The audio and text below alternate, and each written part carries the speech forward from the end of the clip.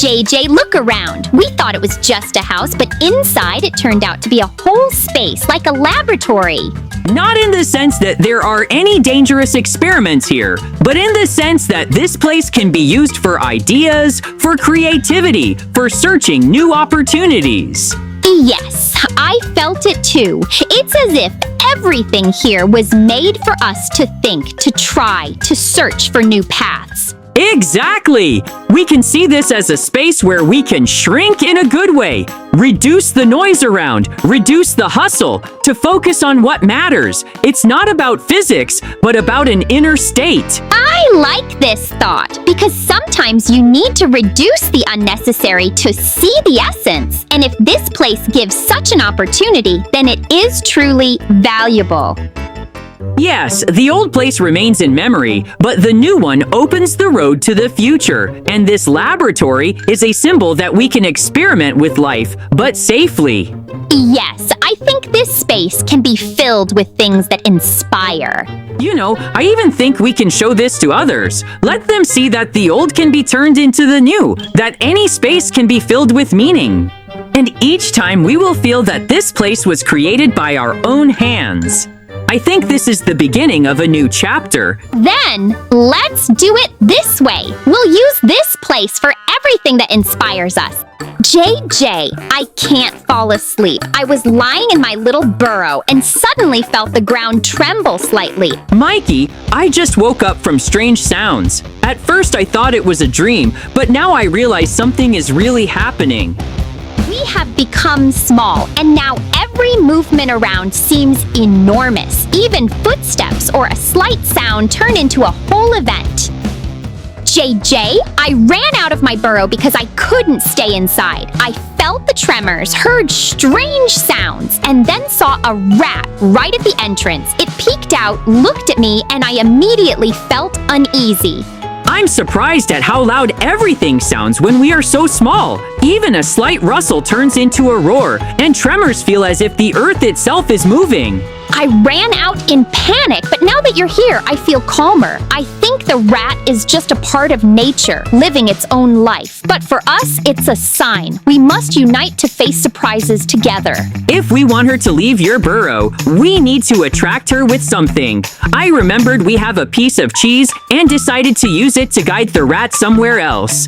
But then I thought, the rat is not our enemy. It's just looking for food. Because the rat lives its own life, and if we give it what it's looking for, it will leave on its own. I'm grateful to you for finding the solution. I felt helpless, but your idea showed that everything can be resolved calmly and without unnecessary worries. I approached the rat, placed the cheese, and began speaking softly to it, as if explaining that it would be better elsewhere. And you know, it actually followed me.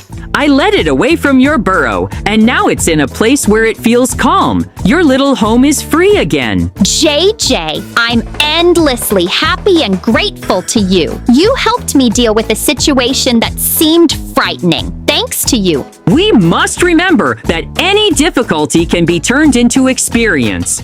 Little dwellers, feel my breath. I have not come to harm you, but to remind you the world around is alive and ever-changing. That water began to seep into my burrow, but I immediately remembered that I had sponges we once found. I took one and carefully started collecting the water, absorbing it to free the space.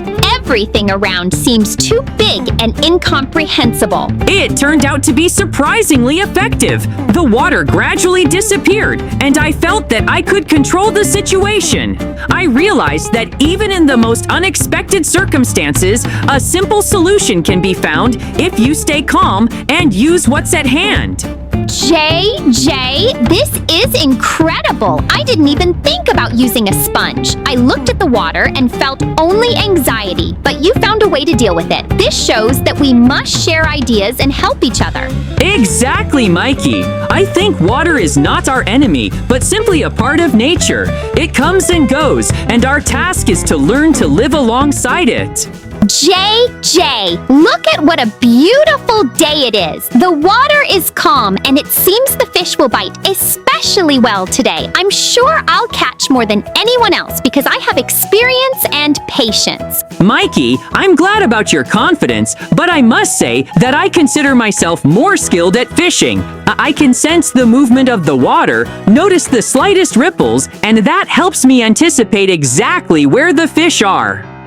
Patience is good, but without attentiveness, it means little. Fish don't like fuss, and if you sit quietly, they will come on their own. I'm sure my tactic will bring me success and I'll catch more fish than you. I can notice how the surface of the water changes, and that gives me an advantage. I'm sure that thanks to this, I'll be able to catch fish faster and in greater numbers. JJ, I see that you are successful too, but still, I think my method is more reliable. I understand that our competition is just a game. Little dwellers, you must remember, the world is changing, and rain, wind, and water are all part of its movement. You may feel threatened, but it is only a reminder that nothing can remain in one state forever.